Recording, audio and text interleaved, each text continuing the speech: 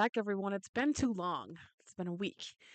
And to be honest, you guys, I was tempted to be like, I'm going to wait till next week to post an episode. I'm just not feeling it.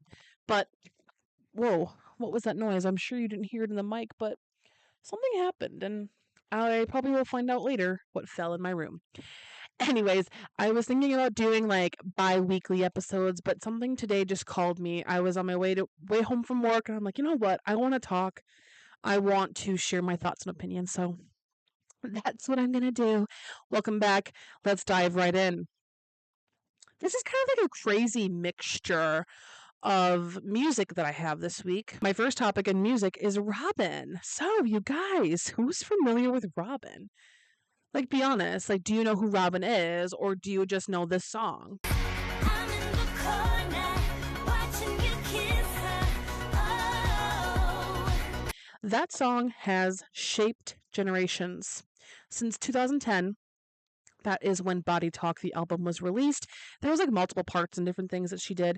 But in 2010, lives were changed, and mine was certainly changed at 8 years old.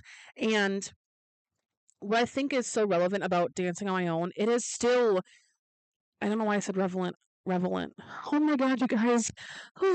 I come to podcasting because I like talking, but then I just can't talk. It's embarrassing. Oh my God, I'm sorry. Dancing on My Own was relevant in 2010, and it's still relevant 16 years later.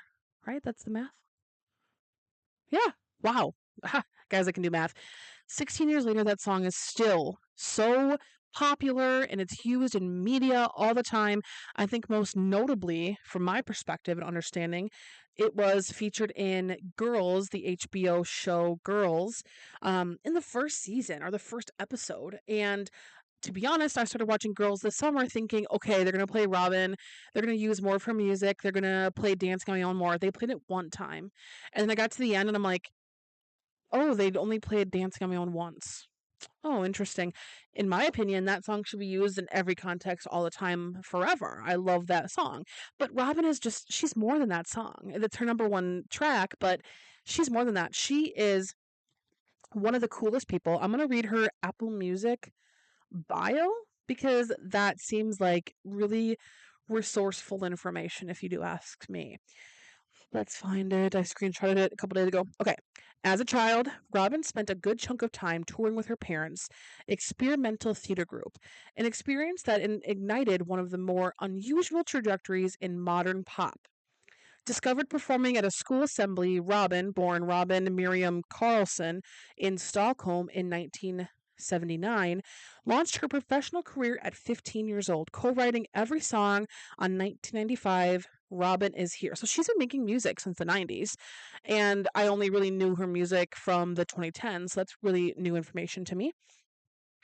So I'm skipping ahead, trying to find some other parts, but 2010s. Okay. She helped her redefine pop as something that could be cool and almost boutique. What?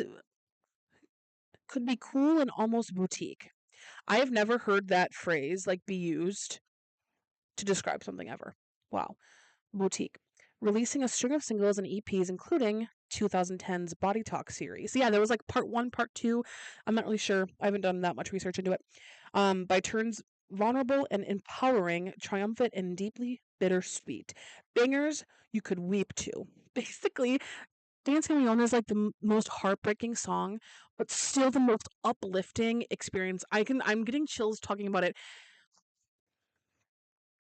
After taking a nearly 8-year-long break from releasing solo music, a gamble almost unheard of for a pop artist in their prime, Robin returned in 2018 with Honey, recasting loss, romantic and personal, as the fire in which strong hearts are forged. This is quotes, I wish everyone could have a fan club that would just cheer them on and root for them, quote. She told Apple Music. Quote, what if you have people on your Instagram texting you, yeah, I'm gonna, wait, I'm so bad at reading out loud. Do not pick me for popcorn reading. I will cry. Okay, that quote, I don't feel like reading it. Basically, she's awesome and goated. And if you want to know more about her, look on the Apple Music bio, or I'm sure Spotify has bios about their artists. But I think she defined the. Actually, I need to go on my Apple Music and really spit facts because I feel like, as I always say, I just come here kind of just rambling, but I need to be like concise. I need to be educational when I'm here. So I'm going to the album. Body Talk is just considered a dance album. The genre is dance, and I would definitely agree. Honey is also it's pop.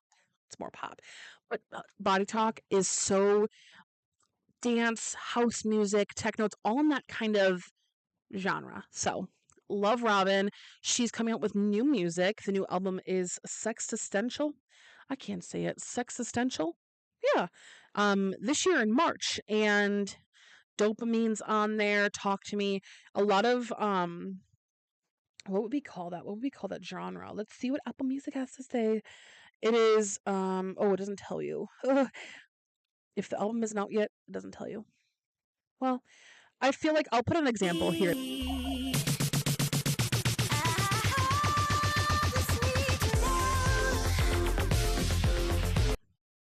So you kind of get the vibe. She's kind of reclaiming that body talk era. Honey is also really good. It has some of that elements too. So love Robin, and we're gonna do a complete 180 here. We're gonna talk about Big Thief.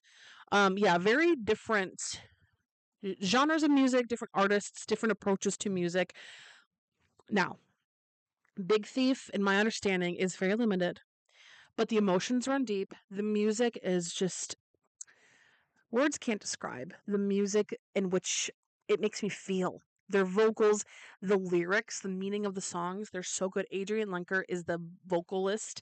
She has a way with singing that can bring it to your knees. I'm also going to read both Big Thief and Adrienne's Apple Music bios just to get some more information. So, Big Thief. Brooklyn. Guys, please don't pick me for popcorn reading. I'm so bad. Brooklyn-based Big Thief was among the most acclaimed indie rock bands of the turn of the 2020s. With a malleable style centered on the mystic, emotionally unsparing songwriting of lead singer and guitarist, more you know, Adrienne Lenker, the group arose from a folk duo collaboration between Lenker and guitarist and co-writer Buck Meek. The band's first released 2016 masterpiece, that's the top album, with the woman on it kind of looking at a little toy and a little boy. Toy little boy. Okay. I have a hard time explaining things. I just ramble on. Anyway, that is the album cover for Masterpiece. The top left square. Yes, the top left square. This showcased a full-scale rock unit building towards climaxes reminiscent of Crazy Horse and paring down for devastating intimate moments. Capacity is going to be the one below it of the boy holding the baby. That established the group as critical darlings in 2017 and presented an even more all-encompassing picture of Lenker's range and prolificacy as a writer, with tracks like the sepia-toned piano ballad Mary, the cerebral and intricate UFOF, which is going to be something I'm not familiar with, and the looser, more Americana-focused Two Hands came back to back in 2019. So those are areas of which I don't understand. I've never explored Big Thief, so I'm reading this as an overall information about Big Thief, but not my own personal understanding. After 2022's playful genre-bending double album, Dragon New Warm Mountain, I Believe in You, that's the white one, it seemed that there was no creative inroads. The band was too timid to explore. And then the One of the Lime came out last year. It is called Double Infinity. And I'm going to play some songs from that album because they're more relevant. So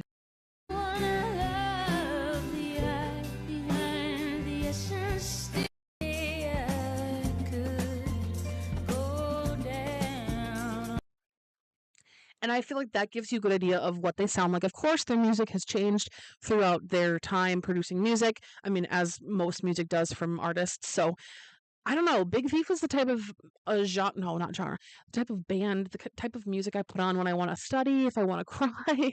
I also added Adrienne Lenker on the bottom with her album Anything. Is that what it's called? Nope. That's the song on it. It's called Songs. That album is called Songs. But Anything is on there. Not a lot. Just Forever. I might add a couple of those. So, editing Emma, put some videos of Adrian Lenker's solo music. We're only the stars in heaven, we're only the salt in the sea. Not love, just river intertwined song. So you really get a picture of what they sound like and the vibes that they give off. So that is all for my Big Thief rant. This is one of my resolutions, is to explore more and branch out and listen to more music for specific artists, because a lot of the artists I know maybe one or two songs. Big Thief, I'd say I know about, I wrote some down, probably like 15 or 10. Yeah, more like 10. I know 10 songs I want to really explore the discography. So that is one of my goals. I know some of my listeners, they like Big Thief, so this one's for you. But yeah, anyway, on to Harry Styles 4. You guys, if you are a Harry fan or just a casual listener, this is pretty exciting news. So his new album is coming out in March. It is called Kiss All the Time, Disco Occasionally. Very interesting title. I love when artists don't try to appeal to the general audiences. They try to just do whatever they want and make it unique. I love a good one-worded title, but I also love titles that are just intricate and long with punctuation and they're weird, because honestly, those ones you remember more, even though sometimes you could forget the whole thing. Like I was saying something about Kiss All the Time or Kiss Sometimes Disco. I was trying to remember it and it was wrong. So Kiss All the Time, Disco Occasionally. When I made this slide, it was before Aperture, the first single, was released, which came out last night. Music video was released today. And okay, there's some tea. There's some tea on this. Of course, I love Harry. I've loved his solo music since 2017, since self-titled, Sign of the Times, Two Ghosts. I've grown with his music and I really like it. Even if like I think this new album is going to be like a dance. Nope, not dance. What? It's going to be a house sort of album, like house music, leaning on some techno pop. I don't know. The official genre has not been determined or told to the public, but the tea that I want to talk about is people were able to go listen to the single before it was officially released. I'm not sure in what capacity, what company, who was doing this, but there were videos circling my feed of girls saying, "Oh my gosh, yeah, this new song." They were describing it. They're saying, "Yeah, something about the drinks go to his knees," and she's like, "I relate to that." I'm like, "Yeah, okay." So they were sharing some lyrics. I'm like, "Okay, where's this going?" And people were describing it as a very techno album and whatever. There was just a lot of discourse around it. It came out. It is so. It's just refreshing for him. I feel like, of course, we have his self-titled being very, I don't want to say acoustic because it's not, but I mean, more laid back. And this is more, I mean, exploring a new side of him, things that are exciting. So, with that, this is a recent development. I was pretty eager to speak about this, since it's been unraveling over the course of the last like 3 hours. Yeah, I was on my lunch break at work, and I came across a video of a man. I don't really know who he is, or I don't know. It was on my For You page, and he was talking about people describing the genre of Aperture, the single. He was saying like people are describing it by saying it's like Lights Up by Harry, but mixed with self-titled To Go. I don't remember what examples he gave, and he was just like, no, stop. This is his opinion. He's like, stop comparing artists' new music to their past songs, because of course there will be elements in his music that are similar because it's him writing it and making the music and singing and performing it, but we need to leave space for him to have and claim this new era. Basically, I commented, it's the top comment, it's the Taylor Swiftification of understanding music, low key. Now, audiences listening, hello, I'm not sure how you interpreted that, but every interpretation is valid, of course. But my understanding and reason for the comment was, this is coming from a past Swiftie. I was hardcore early 2020s. I always was, and until this year, or 2025. I mean, even 2024. The time does not matter. I used to really support her music, and then I slowly stopped over the last couple of years. The Taylor Swiftification of this is so many people, including myself, would listen to her albums, her new ones specifically, like Tortured Poets and Life of a Showgirl. I myself would make comparisons like, oh, that sounds just like, I'm trying to think, off the new album. There's one track that she talks about a dead friend, and like that's totally a song from Red Taylor's version. Okay, I understood that. People on social media, album reviewers that I watch frequently also say that reminds me of that song. But since Taylor Swift's discography is so expansive, of course, there's going to be songs that sound like other songs. It's just how it happens. So my comment to this man's video was just saying it's the Taylor Swiftification of understanding music. Like it's the same thing for Taylor as Harry. People are making these comparisons. Ooh, I'm taking this way deeper than it needs to be. People commenting, "Girl, be so for real." Period. Oh, this person said, "Of course you'd find a way to blame Taylor." Honestly, embarrassing. I'm not even a Swiftie, but it's kind of gratuitous at this point and tiring. And then someone said, "Whatever that means." I liked all the comments. I'm like, yeah, period. Okay, whatever. That's my opinion. I did make my TikTok private for now until this dies down because the last thing I need, I can have people disagreeing with me on a comment thread, but if they're going to come and comment on my posts, I've had that happen often and I get sad about it. So anyway, that's our recent development about Harry Styles. No, and I'm really excited for new music, of course, because you get to explore the new side of an artist and see what they have to offer and what inspired these new songs and sounds. Like, I'm very excited. It would have been 4 years this spring since Harry's House. So I'm excited. The album art is really interesting. I like the typography. I like that he's sticking with the circle, the what I don't know what you'd call it because Aperture came out with the circle because aperture is the circle in the lens. It's the lens opening to let light in. Depth of field, all that great photography knowledge. The album cover is it's like surreal art. Like it's just like it's not natural. The lighting on Harry is different than the light on the disco ball. It looks like you did click remove background, slapped Harry getting a paparazzi photo taken, and then just put him on this field. I don't know. It's cool. It creates a conversation, which is always a good thing. So I'm through with talking about music. I want to talk about TV. Only one topic on TV this week. Not this week, but last week, after I was done recording that episode, I was so tired of watching movies. I was like, okay.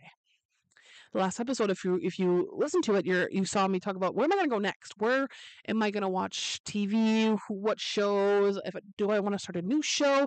But then I landed on watching Shameless. I started watching it for the first time summer 2023 when I was living at my grandparents. That it was just so. Shameless is a very interesting show. I am I don't want to say scattered brain because I'm not, but I really like things that move fast. Like Kid Rivalry. The beginning, it's like boom, boom, boom, time's jumping crazy, boom, boom. I like that type of storytelling because it's not boring and drawn out. Shameless is that way where there's so many different plot lines, each of the characters. In the early seasons, it was mostly Fiona and Frank.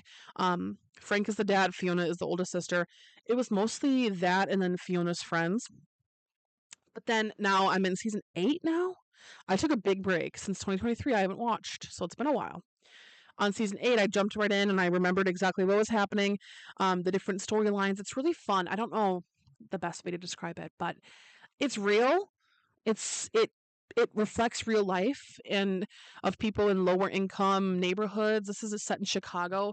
It's just an example and it shows what people go through with drugs, alcohol, addiction, illegal activities. I don't know. It's one of those shows you can watch and you can understand what they're going through and learn from it. And yeah, I don't know. I was just watching Shameless, kind of just like a show you can throw on and not really. You can pay attention to it. I pay attention to it, but it's not like it's a serious, lore driven show, if that makes sense. So that was what I was watching on TV. As for movies, I went to the movie theater once this week. I went on Tuesday, the cheap day, and I saw Dead Man's Wire. What did okay, I'm looking at the screen and I need to type an apostrophe S. Why did it put the apostrophe with a W? What is going on? Okay. Dead Man's Wire. I saw this in the previews when I saw Marty Supreme. I'm pretty sure this was on my upcoming slide for a couple weeks. It stars Bill Skarsgård, famously the actor who plays Pennywise the Clown in the new It movies. He was in Barbarian. He played Nosferatu. He's a great actor. He just has a skill level, a passion, like I don't know, the words are leaving my head, like I always say. Um, he's great. I love Bill Skarsgård. His eyes are so captivating. I mean, he was the perfect Pennywise because his eyes were so creepy, and I just see Pennywise every time I watch other movies he's in. He's great. He has this like dark energy, intenseness. That's the word, intenseness. And of course, star next to him is Dacre Montgomery, famously known as Billy in Stranger Things, Max's older brother. And when Dacre does his American accent, because I'm pretty sure he's Australian, you can Google that. I'm not going to Google it. Dacre's American accent is very specific, and I've heard it so much because of Stranger Things. He plays an American person in this movie, and in the beginning of the movie, I'm like, oh my gosh, it sounds like Billy. But Emma, separate the characters. Don't be like that. Then we go throughout the movie, and it's a hostage situation if you're not familiar. Basically, Bill Skarsgård takes Dacre Montgomery hostage because of money, whatever. It's set in the 70s. It's gorgeous. It looks like film. It's amazing. But Dacre's character's talking, and he's like, just let me talk to my wife. We have a dog at home. And Bill Skarsgård, the character, goes, what's the dog's name? And he goes, oh, is it like Sparky or something, like a classic dog name? Out of any name in the world, the writers, this could actually be real because it's a true story. True story. I'm not sure if the dog's name is accurate. He goes, the dog's name is Max. Are you? Oh my gosh, the dog's name is Max. And when he says Max, it is like Billy Hargrove. Is that his last name? Hargrove? Guys, I'm sorry. Anyway, when he said Max, I was like, bro, okay, I can't help but think of Stranger Things. Anyway, moving on. Coleman Domingo plays an important character. Coleman Domingo, the man you are, he thrives in a 1970s setting. He just has that, like, ooh, I don't know, that the groove, the sultriness, his voice. If you know Coleman Domingo's voice, it's very, I don't know. I can't think of the word. He was really, really good in this movie. I really appreciated his role and how he presented it because it's real. These are real people that happened. This is a real story, so it was really cool. And then Myha'la, she is a journalist, like a news anchor, aspiring. I think she works for the news company, but she's a woman in the 70s, and she wasn't given as much credit or projects as she would have liked. So when she saw this opportunity to anchor and share the story of this hostage situation, she jumped on it. And honestly, good for her. She's amazing. This is one of her, I don't want to say biggest movies that she's been in. Bodies, Bodies, Bodies. She was in that movie. Are you kidding? That is an amazing movie. She was in Leave the World Behind. That's a Netflix original. I've never watched it, but it's with Kevin Bacon and Julia Roberts, I'm pretty sure. I could be totally wrong, but it's a Netflix original. She's in that. And she's in Industry. It's a TV show. So she's up and coming. She was on the Broski Report a couple weeks ago. So I knew who she was. I was excited to see her because she was promoting and on press for this movie. So Dead Man's Wire is fantastic. And then today I had to add this slide in because last night I watched Memento. Now, this has been on my watch list for a long time. Yeah, a long time. My personal list, and then when I was a student, I had a mentor professor who gave me a list of movies to watch for different reasons. One of the categories were like for editing, for directing, for storylines, plot lines, a variety of different things. And Memento was on the list for timeline plots. I can't think of the phrase right now, but it was on the list for that, and I never got around to watching it because as a student, I barely had time to watch movies. I still made time, but not for extra movie watching. So I was sitting in my bed. I could not find what movie I wanted to watch. I scrolled through so many different streaming services, but I landed on Memento. Essentially, this movie is about a man who has a condition. It's like short-term memory loss, amnesia in that area. So he remembers all of his memories from his life up until the moment his wife dies.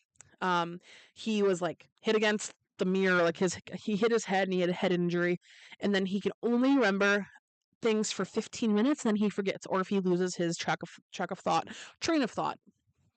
And basically, we're following him trying to find who killed his wife. And when you have short-term memory loss, solving a crime with mental or not mental, solving a crime with memory loss is incredibly hard, right? So he uses his body as a canvas. He writes notes to himself, as you can see on the poster. He writes notes to himself, facts, different things, all over his body in tattoos. He goes to the same tattoo artist, and for some reason, she's like, "Yeah, sounds good." Writing, what did he write on his chest? Find him. I can't read that, but he would write different things, and he also would take Polaroid pictures because it was like 2000, the year 2000, I think. So it was Polaroid pictures. He would take pictures of different people and different places, and he would write on them to make sure he remembers. So if in 15 minutes he forgets where he was, what he's doing, he knows he's staying at this specific hotel. He knows that this person, don't trust them. He whatever. That seems like a pretty good plan, if you ask me. But people took advantage of that, and they realized that he truly does not remember anything. So they manipulate him and they make him do bad stuff. And I was confused the entire time. I like to consider myself a pretty attentive person when the topic intrigues me. I love movies that are weird and have weird plots, and I really enjoy that. I'm not saying I didn't enjoy it, but I struggled through this movie because, come to find out, when it ended, the movie was backwards. Christopher Nolan, the director, he presented the movie non-linear, in a non-linear timeline. Most movies are from start to finish. The story goes from the beginning to the end. It's simple. It's normal. This movie was backwards. And mixed into the backwards timeline, there was black and white shots of him talking to himself or what have you that were like they were going forward. So like of course I was confused and I had none of that context beforehand. So it was certainly an interesting movie, and I can see why my professor wanted me to watch it for that reason. So I might have to I might have to do a rewatch just to see if I can make more sense of it. But it was really cool, nonetheless. Kind of like a mystery yourself, trying to figure out what's happening and like what's true, what's not. If you're being manipulated yourself, it was cool. So that is all for movies and upcoming. I don't think anything changed. Wuthering Heights is back on the upcoming because it comes out in like 3 weeks. Yeah. Wait, I don't have a calendar for February, but I'm pretty sure it's like 2 weeks from now. I'm so excited. The marketing is getting pretty heated for it. People are like, I don't want to see it. People are like, oh my God, I'm so excited. I'm falling in the I am so excited. I don't care if it's bad. I love Emerald Fennell. She's an amazing director. I'm very excited. So that's all for today. Thank you guys. I did that in one take. I did flubber a little bit with my words, but I hope you enjoyed the music I shared and all the fun movie facts. Anyway.